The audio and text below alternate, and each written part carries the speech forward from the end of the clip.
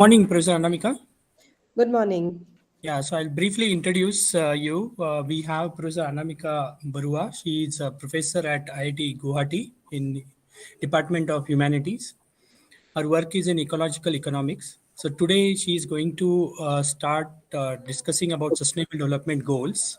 She is working there as as a dean, I think, as a dean student welfare as well at IIT Guwahati. Over to you, Professor Anamika. Thank you. Thank you so much. Can you also briefly tell me who are there in the audience to know whom am I addressing? I mean, are they only Yes. students or? Yeah, so we have a mixed audience here. So this was open. This activity is open to all as an Right, event. So we have faculty members from engineering college, right, specialized in mechanical engineering, computer science and engineering, as well as faculty members from social works as well from right, our university in Karnataka.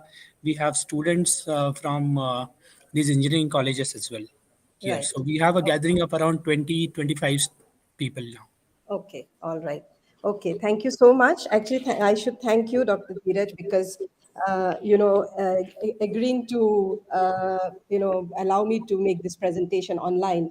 I would have really loved to come because I've never visited IIT Dharwad, but unfortunately, because of too much of commitment, being the Dean of Students Affairs, as I told you, I couldn't really make it.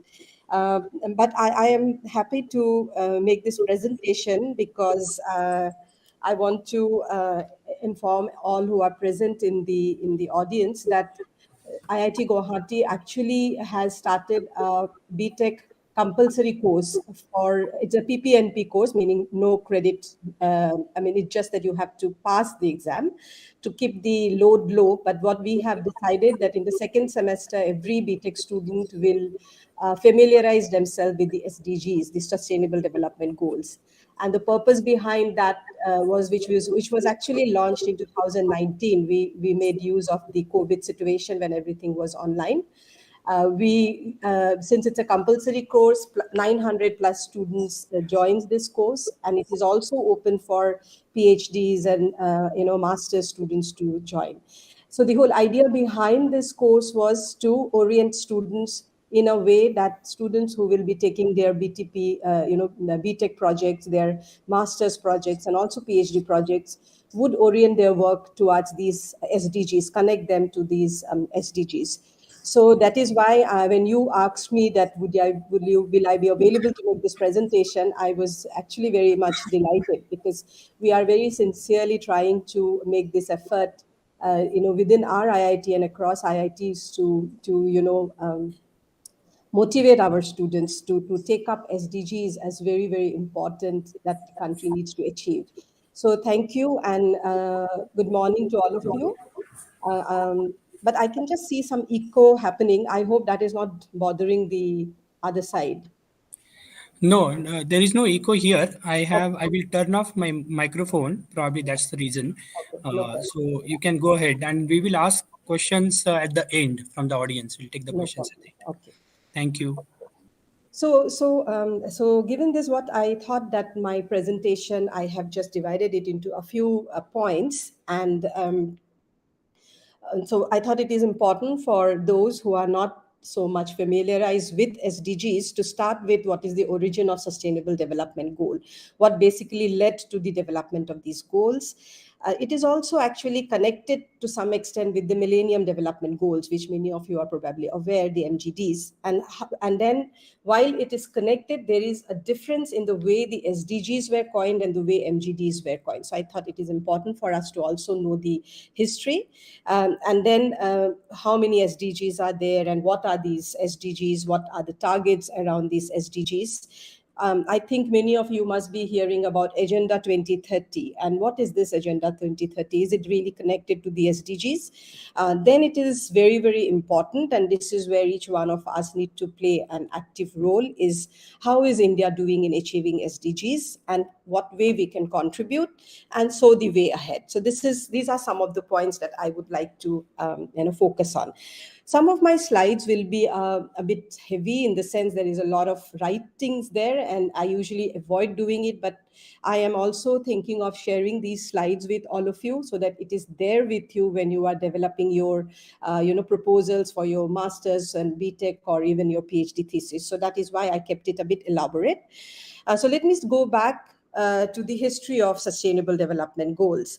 So if you, again, many of you probably is already aware that, since 1970s, if you tell me actually since 1960s onwards, particularly in the Western world, there was a movement around the environment.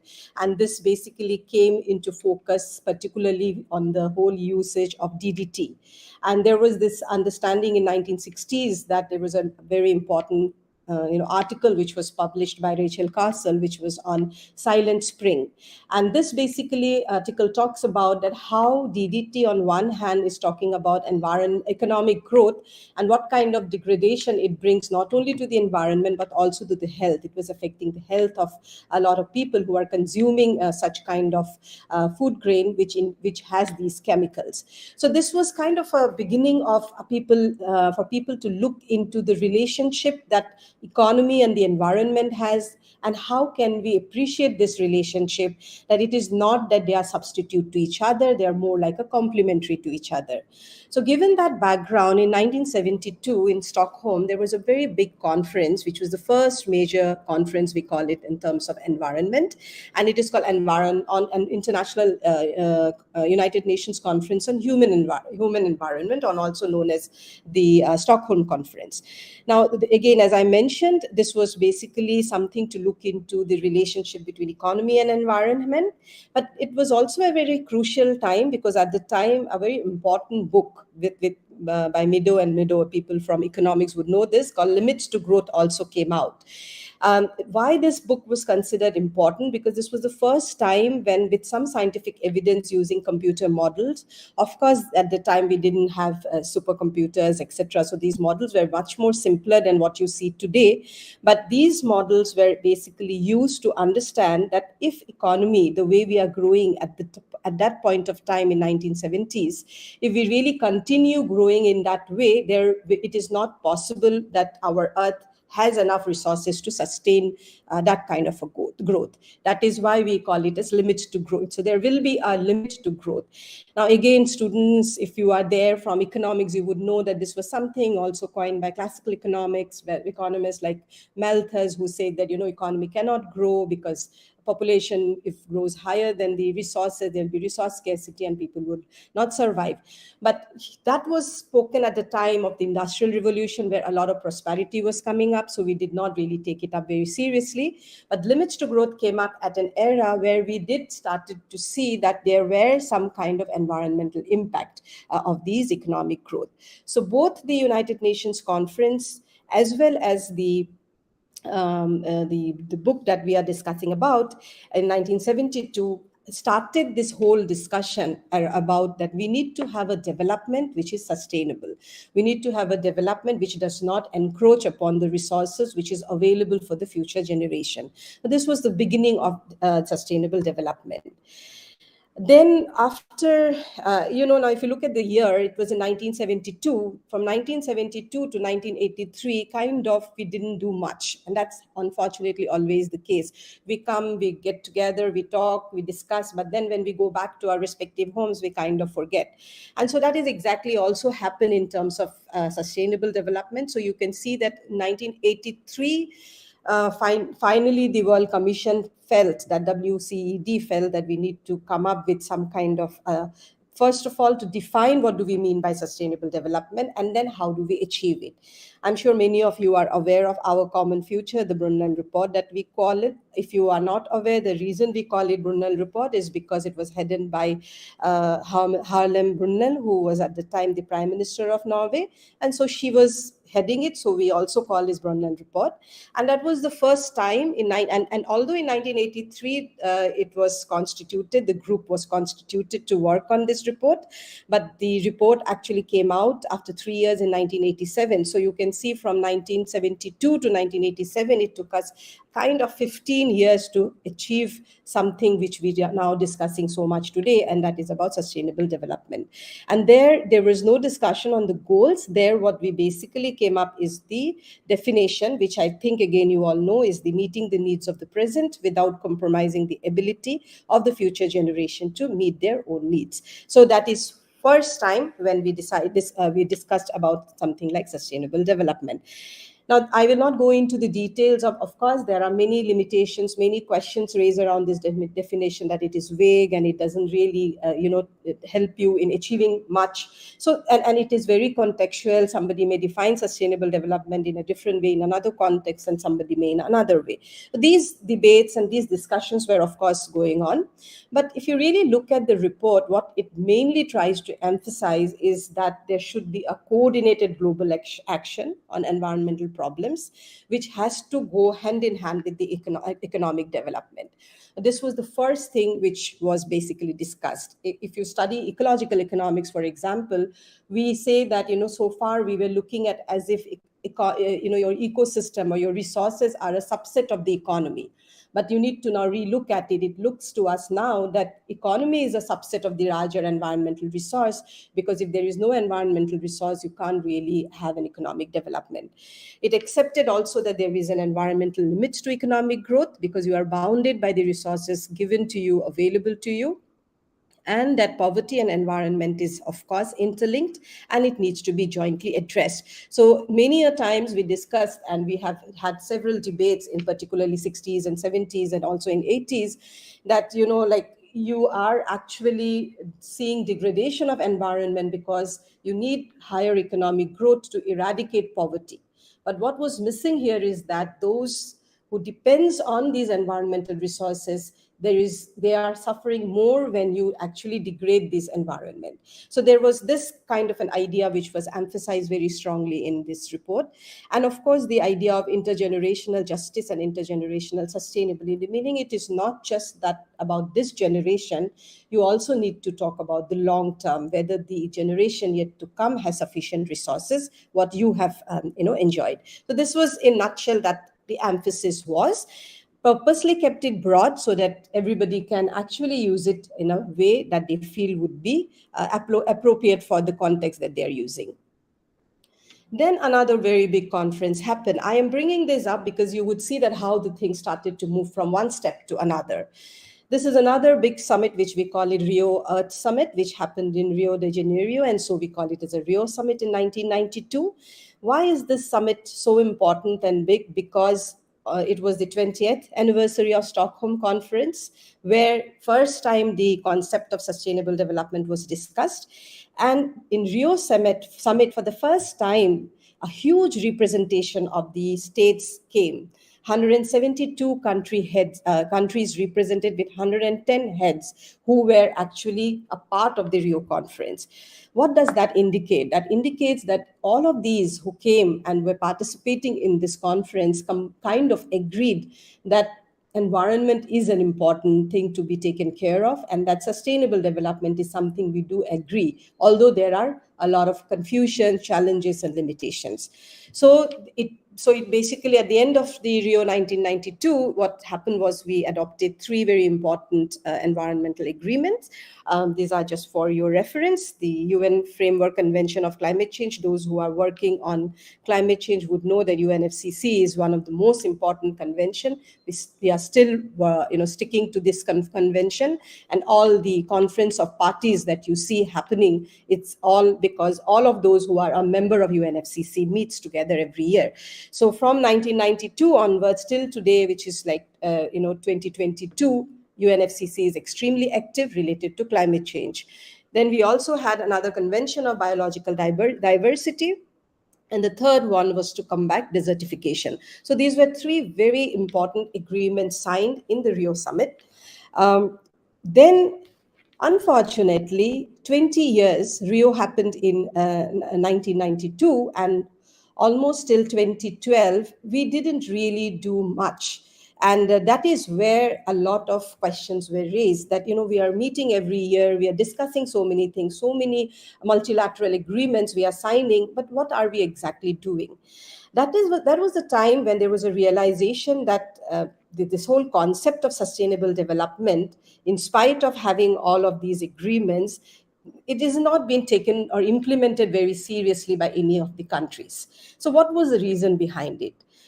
Maybe because there is a kind of a vagueness, that what are we trying to achieve by moving towards the sustainable development. And that actually helped us to go back a step and discuss that, will targets help? Can we think of not just sustainable development, but sustainable development goals? How can we ask countries and give them a deadline, that there are certain goals attached to sustainable development which you have to achieve, which will be monitored? Because it was found and it was felt that the MGDs, the Millennium Development Goals, which was actually initiated by the government of Colombia, and then many other governments came in, worked in quite a better way, because there were certain goals. So what is, just that you can understand what was MGD, so that we can connect with this SDG later, is that it was actually taken up in 2000, September 2000. And the entire focus was actually, because you can imagine it was in the year of 2000, more than environment, the extreme issues was extreme poverty in many of the regions of the world. So the MGD's Millennium Development Goals target was fixed, and the deadline was given that by 2015, we will be able to reduce or eradicate extreme poverty. And the poverty was defined that it is like hunger and also various other things which was more multidimensional in nature. And to define that, what they did was they had these goals. 8 MGDs were identified, and if you can read these, we also have education. Apart from extreme poverty and education, we had gender equality, child mortality, maternal health, HIV/AIDS, and also environmental sustainability. So within MDG, we also had environmental sustainability, but the focus was more from a point of view of eradicating poverty. Of course, it is not that we were entirely successful, but what was interesting to see is that many countries could actually move out of extreme poverty, where there was absolutely no food to eat. We could also gain a lot of progress, particularly in fighting some of the diseases like HIV, AIDS, malaria, tuberculosis. And we also could actually provide much better sources of water. As you could see, that water and sanitation started to gain a lot of focus. So this is what basically MDGs did. Now, in 2015, since MDGs were coming to an end, what was felt, now can we have something a bit more than what MDGs were talking about? And that is where the goal-based SDG initiative was taken up. So you can see that there was a link, because 2015 something was getting over, and we of course wanted to continue our effort. So it is not that it was substituting MDGs by SDGs, but it was that make the MGDs much more broader and elaborate, because now we are in a different era, and see how we can interconnect the MDGs along with the Sustainable Development Goals. So this was basically the beginning, and what you actually see is that there was a lot of understanding already among the countries that poverty reduction is important. If you have a lot of poor people and inequity in your countries, there will never be a right kind of growth. Therefore, that understanding and that feeling was already been established by MDG, so it was easier for you to move at least a step ahead now. And therefore, all the member states of UN General Assembly decided that we must discuss, find out what can be the SDG or Sustainable Development Goals. One of the interesting thing that you see, and the difference between the Millennium Development Goal and the Sustainable Development Goal, was that it was much more participatory in its approach. The way the goals were established, they were much more participatory. Every country were asked to go for their national level consultation, come up with the kind of goals they feel is important to be included for achieving sustainable development. They were reworked many. So initially there were around 300 goals which came to us. But of course, it was not possible to have 300 goals. So these were further negotiated, compressed, and only those which was which has to be prioritized was taken up, and many of these goals were kept in a way broad, so that several which we could not take can become this broader SDGs. So by the middle of 2015, 17 high priority goals were identified, which basically indicated prosperity, people, planet, or for economic, social, and environmental. So what you see in the major difference between Millennium Development Goals and the Sustainable Development Goal is the process that was followed. Millennium Development Goal was much top down in its approach, whereas SDGs is much more bottom up, and that is why today you see that every country wants to achieve SDGs, because they themselves have made a commitment, and it was much more broader in the way it has been defined. So 2015, September 25th, 2015, these goals were finally accepted. There are targets attached to each goals, and there are also indicators to show whether you are able to achieve these goals or not. Now, this is where your Agenda 2030 comes in. It means that from 2015 to 2030, we are supposed to achieve the goals that we have set for ourselves. Each country needs to achieve these goals, which has been set by not by country at the international level, but every country has to also have its own target to achieve it by 2030. And we also call it that it's basically about ending poverty in all its form, and it has three very important aspects: economic, social, and environmental. Now, the most important thing to keep in mind is that the Sustainable Development Goals actually helps you to achieve sustainable development. As I told you earlier, that there was a lot of vagueness and people were not sure what exactly and what do I do really to achieve sustainable development. These goals made it clear that, okay, if you want to be on the path of sustainable development goal, these are sustainable development, these 17 goals you actually need to achieve, and then it will be easier for you to achieve your sustainable development. So there are 17 goals, which has 169 targets, which includes various areas, which we will discuss. So if I can just show you this slide, you can see from goal 1 to goal 17, we have no poverty, no hunger, good health and well-being, several goals, including reduce inequality, climate action, life below water, life on land. And we need to achieve this in a way that you don't leave anyone behind. Now, these are some of the words that were coined. It's like, eradicating poverty in every form, leaving no one behind, meaning you must have equality, be it, equality in terms of caste, religion, creed, also in terms of education, also in terms of gender, accessibility. From every aspect, you must make sure that we are not leaving anyone behind while achieving these 17 SDGs. Very important, because now if you look at these slides and think the kind of work that you are doing, I'm sure you can relate that you must be working, each one of you must be working in at least one of these 17 SDGs. So from today onwards, you should start thinking that how can I connect my work to one of these SDGs.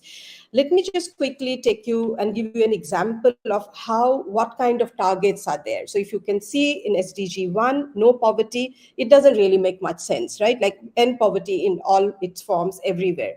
But what it basically tells you is it also gives you a target. Say, for example, by 2030, you must measure it in a way that nobody should be living with an income which is less than 1.25 a day. So you can actually evaluate or find out whether this has been achieved or not. Similarly, if you go to SDG 3, good health and well-being, it is that reduce the global maternal mortality ratio to less than 70 per 1 lakh live births. So what does it basically mean? That you have again a number to meet. I have given a reference there. You can actually click this reference if you wish to, and you will get much more ideas about how these targets are set. Let me now briefly tell you about India, and I'll try to finish it in 10 minutes, is that India is, of course, fully committed to achieve these global goals. Niti Aayog is the nodal institution. It works in collaboration with this MOSPI, Ministry of Statistics and Program Implementation, obviously because it's a highly data-driven work. But Niti Aayog, it hosts a number of consultations with the states to understand what they have achieved. They discuss several challenges to find out a solution. But one of the most important thing is that it comes out with reports of how the country is performing. And I think each one of us should be aware there is 1.0, 2.0, and today we are in 3.0 report. And it also explains it to you clearly how the process of selecting priority indicators have happened. So, if you look at in 2018, when we started, we didn't have many goals. We did not know how to actually account for these goals. So we had left out 12, 13, 14, 17. But today in 2022, the best thing is that we have been able to bring in all of these goals. So now the country is trying to identify or see where it stands given all of these goals. So you have a process to follow. As you can see here, we have also identified the indicators that we want to focus on, and so on and so forth. So you can see that there is a lot of consultation that happens with the state ministries, the central ministries, and with MOSPI, and you then identify your indicators.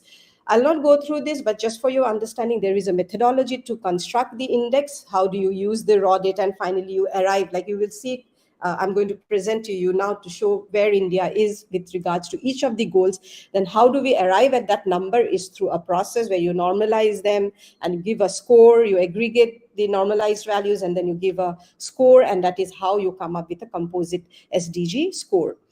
So how is our country doing in terms of SDG? In 2022, unfortunately, we are ranked 121 out of 163, so which obviously means that we have a long way to go.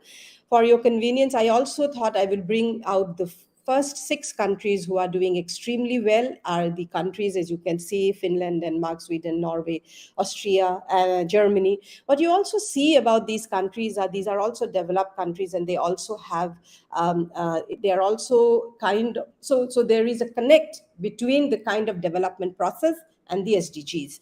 And when you look at the bottom 4, you see not exactly bottom because 163 is the bottom, but where is India is 21, and countries like Kenya, Tobago, Venezuela are the countries which are not doing so. So India definitely needs to do much more than where it stands today. If you look at the status, how are we performing among the 17 SDGs? You can see below you have green ones are SDG achieved. The one which are you have an arrow going up, it is like moderately improving. The one which is stagnant, you can see the arrow is flat. The one where we do not really is doing well are also the red ones, which is like major challenges remain. So in the major challenges remain, you can see SDG 2, which is zero hunger, good health, decent work, industry, innovation and infrastructure, gender equality, peace, justice, strong institution. Many of these, actually, large number of these requires still a lot of work. And this is where we stand in 2022, according to the latest report. This is the state performance. States such as Kerala, Himachal Pradesh, Tamil Nadu, Andhra Pradesh, of course, they are doing better compared to the states such as Bihar, Jharkhand, Assam, Uttar Pradesh. You can see that belt, which is yellow, are still performer. Now, let me tell you, this is an aggregate number. For each state also, you will get an idea where each state is in terms of each indicator. So 17 in terms of 17 goals. Now, when you average it out, it doesn't mean that everything is perfect, even in the state which is a high front runner, because if you could see the number, it is still not very high. Nobody is like 100%. So therefore, there is a lot of work, and this is why there is a lot of effort yet required. Quickly, each of these goals, I'll run these very fast. This is just to sensitize you and to tell you that how much effort is still required.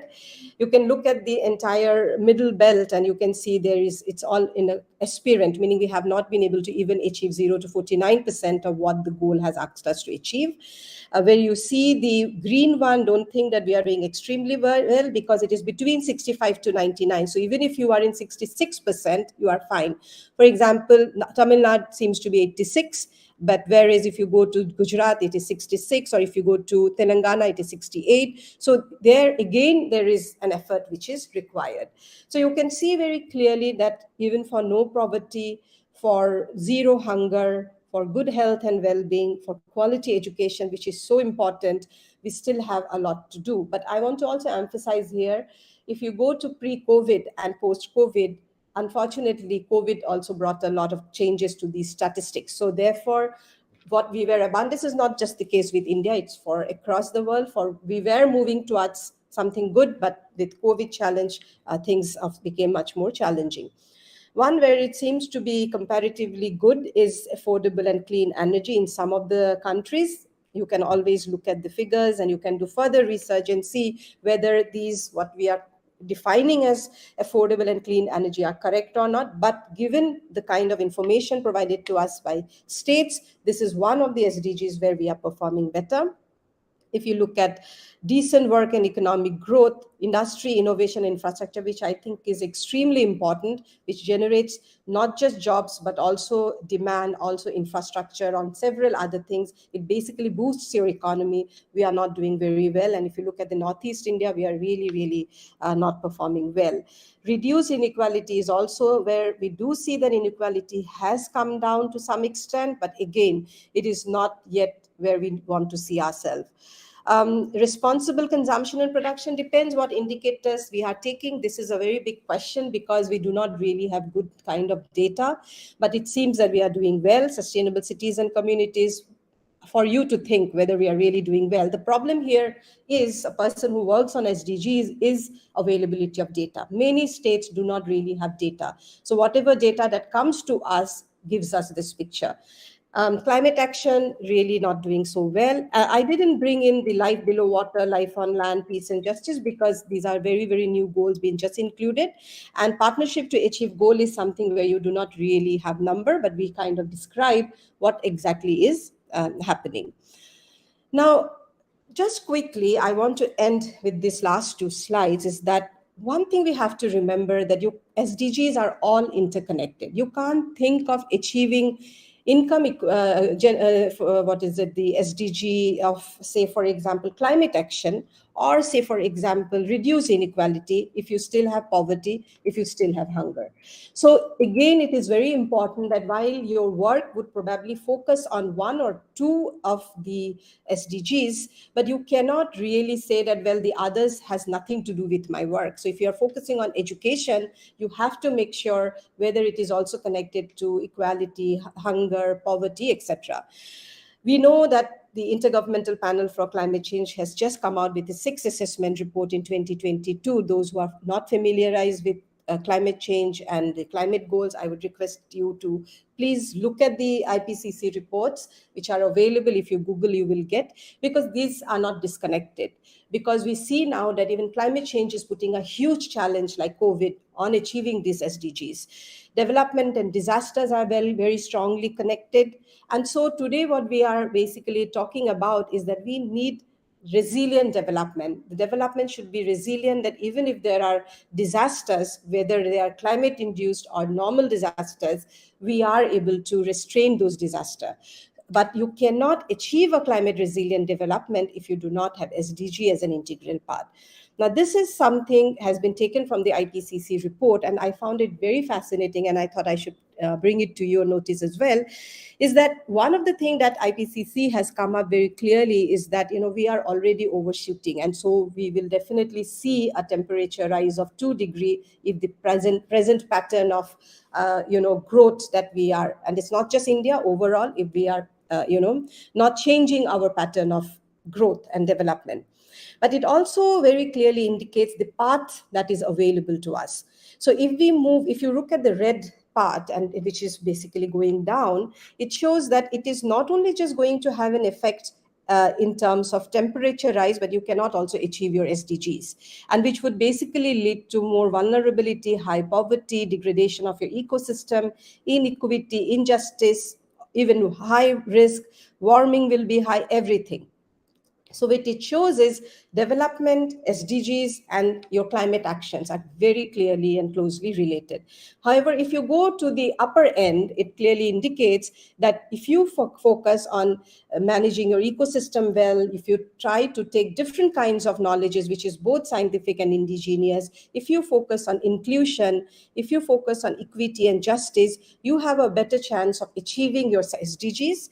And when you are able to achieve your SDGs, at the end of the day, you would be in a situation where you will have well-being, low poverty, better environment and ecosystem. You will have more equity and justice. Your warming levels will be low, and there will be overall low risk, because at the end of the day, your adaptation to climate change and mitigation all depends on how and what is the focus of the country and which is the path of development you are actually choosing. So, the right side is basically the about the resilient development. If you are on the top, your resilience is high. If you are on the below, your resilience is low. So with this, I'm going to end. And if you have any question, I'm happy to respond. Thank you.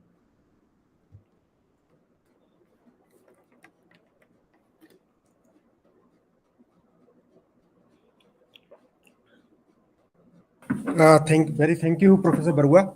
So, audience, please ask any question if you have any query, Professor. Yeah, you can speak. Yeah. Yeah, you heard. There are mics. Madam, it was quite informative to hear about the 17 Sustainable Development Goals. One, Professor Barua, can you hear him? You can repeat if in case, if you please get the question and you can repeat it to me. Yeah, sure, ma'am, sure. Yeah, you can come here also, but you try to speak in that mic. It should be there. Or you can come here, no problem.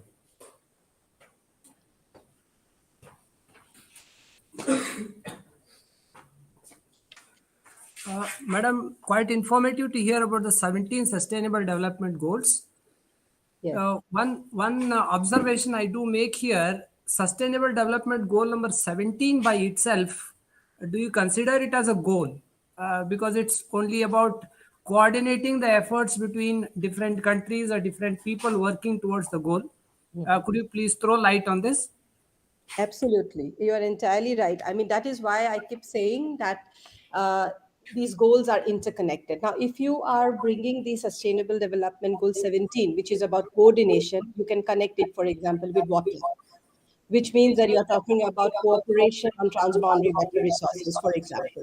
Suppose if you want to look at it from the point of view of climate action, you definitely need countries to come together, help each other to, manage the issues related to climate change. So what I'm trying to tell you is that, of course, this is one goal, but it cannot stand alone, because this goal alone doesn't really make any sense. What are you going to coordinate?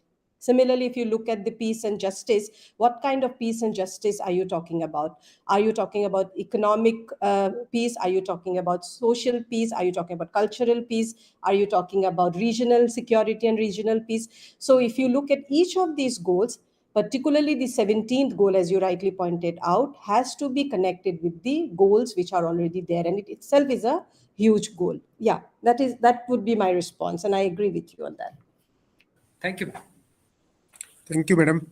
Any other questions? Yeah, please, you can come here. Be careful. My name is Rohan Kamath. I am currently pursuing Masters in Textile Chemistry from ICT Mumbai. So in textile industry, the major issue is of the water effluent. And India is having the very stringent restrictions on water effluent, whereas in Bangladesh, they are just dumping the effluent in the rivers. And so the ETP plant, the effluent treatment plant, is imposing a cost to the Indian manufacturers. So they are losing the global competitiveness. So how to maintain a balance between the ecology as well as the economy? See, let me tell you one thing. This is a very larger question and a debate. If you are thinking about a short-term gain, maybe you are losing out for a while. But let me also tell you that Bangladesh also, like what you are basically telling is that, for example, Marks and Spencer is producing most of his products in Bangladesh because labor is cheap And one of the reasons why they're producing it there, because their cost of production is low, because the environmental standards are low. But let me tell you one thing, that it does not continue forever. It is a very short term gain that you are looking at now, with the presence kind of a awareness. Say, for example, let me give you an example of child labor. When there was no such policies, no such rules, no such law in China, we know that it was one of the hub where a lot of production was going on, because child labor was not considered to be something to be bothered by a country who is buying their exports.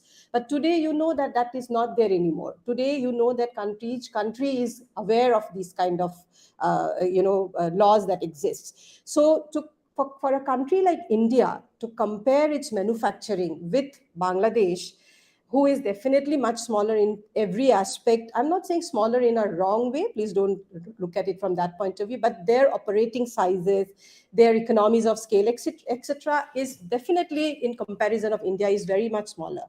But I would also like to emphasize here, it is not also entirely true that there is very good and strong environmental regulation in our country yet.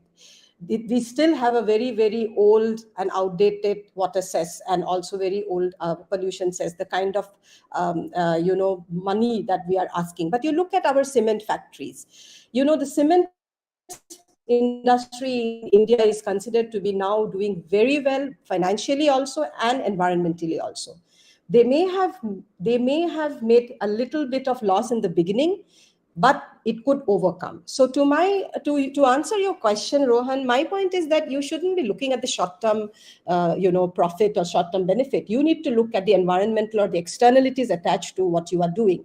If one has to bring in those externalities, it basically shows that it is more expensive. For example, if you are polluting water, there will be health issue. At the end of the day, why is this textile companies producing? To enhance the economic growth of the country. If you are using all what you are generating by selling these products is utilized in curing people from different diseases, your own employers, etc., then where is the profit? If you green your profit, it becomes actually nil. So I would say that this is a very myopic way of looking at things and comparing that our environmental regulations are higher, and so we are losing competitiveness.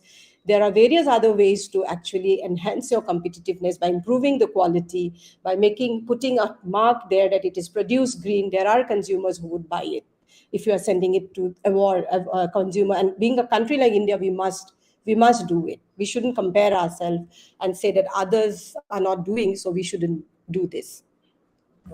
Thanks, ma'am. India is the largest manufacturing of cotton, but in the recent trends, for example, Largest manufacturer, sorry? India being the largest manufacturer of cotton, it has the advantage, but the the industrial it is declining. So means is there any a But government? I don't think it is declining because of anything related to cess or pollution, or it is beyond that. It's the government policies. How much are we actually encouraging these cotton manufacturers to produce? So there are many things attached to it, Rohan. It is not because of just a factor of Actually, my question was, is there anything a government policy can do? So, as you said, the Bangladesh being so very small, it is one of the largest exporters of the garments. Yeah, because that is because in Bangladesh, labor is still cheap, right? In Bangladesh, environmental laws are still not so strong. But let me tell you, it has already changed now. It is no longer like that. In fact, now many of the companies are shifting their companies from that part of the country, from South Asia to actually to the African nation now, because labor is no longer cheap even in countries like that. But what I want to ask you, Rohan, would you be only interested to see this, or would you be also interested to see the overall well-being of the people? Would you not be proud to say that every labor in your country has a labor law, and that they follow that labor law, and that we are not available at a rate lower than what our labor is? What I'm trying to tell you is that you are connecting this with pollution, but this is not connected only with pollution said. There are many other economic factors because of which some countries seems to be more attractive to another. If you read the climate, I mean, if you are following climate news, it is basically been also been told that you cannot do it anymore, because when China was questioned that why are you not reducing your GHG emission, the response that came from China is simply that you have to mend your consumption. What you are consuming is what I'm producing. I'm not producing for my own people. So today, Bangladesh is also in that stage where it has said no to several things, because what is happening here is that it is affecting people's health, it is affecting people's mental well-being. Several things are getting affected.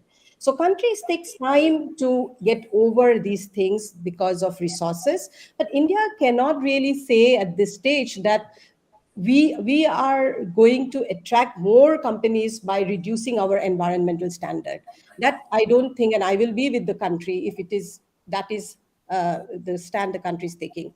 But the point that probably you are missing here is that it is not just that, it is various other policies. If that would have been the case, we would have not been doing well in many other sectors. We are doing well in several sectors. Why the cotton industry is not doing well is your homework to actually go in and read and see what are the policy laps that exist.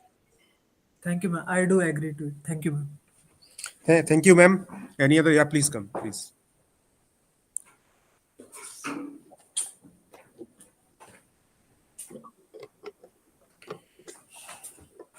Madam, I had another question. Mhm. The very concept of sustainable development goals has a very good intention of making the world a good place. But meantime, what we really see in the world is that the very concept of Vasudhaiva Kutumbam, like accepting the other nation as a friend, is not really happening in a big way. Hmm. So what is your observation in this particular regard? In continuation with that, what has been the relevance of United Nations as an organization of bringing together the different countries of the world and having a global peace initiative? If you could please reflect on this. Yeah, I mean, yes, I agree that this is. I wish I was there offline, but this is something which takes you to the international relations theory. I'm not sure how. I mean, of course, you may not be familiar. So it has a different ways of looking at it. There are realist theories, there are constructivists, there are liberalists. So it is true that what we see today, not just one or two countries across the world, unfortunately, we are moving back to a way of realists way of looking at relationship. I'm using this word, meaning you should write it down and you should look across. You will understand what I'm trying to tell you. Because of time constraint, I'm not going into the details. So what is basically realism does, or realist theories does, is that it considers my country first and then everything else comes. So I do not really care what my neighbors are talking about or what it is happening there. What matters to me most at the moment is my national security and my national agenda. There cannot be anything above. Now you look at many countries today across the world. Somewhere we are going back to this. We are bringing back this issue of national sovereignty high on the agenda. Now, while saying that, I'm not saying that we should not. We have to, because bargaining with your sovereignty is a big question. You have to be compensated well to be bargained, to be able to bargain in that manner. But what important point that I want to emphasize here is that you need to have a very strong foreign policy which clearly indicates what is your plan to deal with your neighboring countries. Your question about United Nations role, well, United Nations cannot insist any country to go beyond a point. That is where your sovereignty comes. No country would like a third party come and intervene in your domestic matter. So if today, for example, India feels that this particular goal is not relevant for me and I'm not going to achieve, no international body can come and insist. There can be naming and shaming. There can be something like, okay, we'll not do trade with you, but nobody can directly come and say that we will not, consider you to be a part of the world. It is not possible, right? So given your question, our way of looking at everything is so myopic that we only see the direct benefit of any activity that we are doing. we do not see that by cooperating in, suppose, sharing water. Why I'm talking about water all the time is because that's also another area of my work. So when two countries signs a treaty of sharing water equitably, it is not just sharing water equitably, it is also bringing a lot of peace between those two countries, lot of trade between those two countries. Having a good relationship means a lot, because then you are not utilizing your resources in bringing peace. You are not always in a verge of fighting a war. You have much more peace between the countries and within the country. Employment generation happens, several benefit happens, but somewhere we are failing to see those.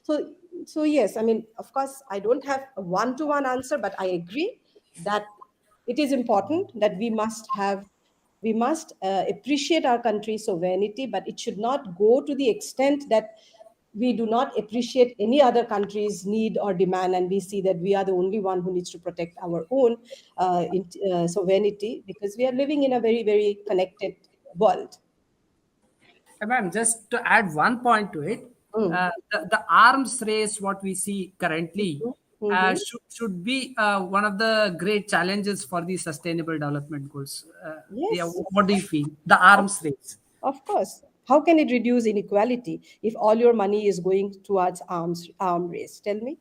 I think you have the answer. How can Yeah. you remove poverty? How can you remove hunger? Right? Yeah. So, at the same time, it is not that a country will not like to be strong enough to defend, because your position in any international summit depends upon how strong you are economically, technically, and militarily. These are known to be power, hard forms of power. If you do not have those hard forms of power, then you will may have some soft form, but hard form are visible. So therefore, every country would like to have them, and there is nothing wrong in it. But we Yeah. shouldn't go crazy about it. You have to know where to draw a line and where the other goals needs to be also taken care of. Thank you, ma'am. Thank you.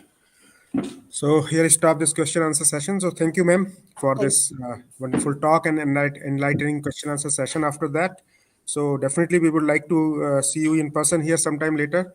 So, Definitely. Yeah. Thank you so very much. It was a pleasure. Yeah. thank you, ma'am. Thank you very much. Thank you.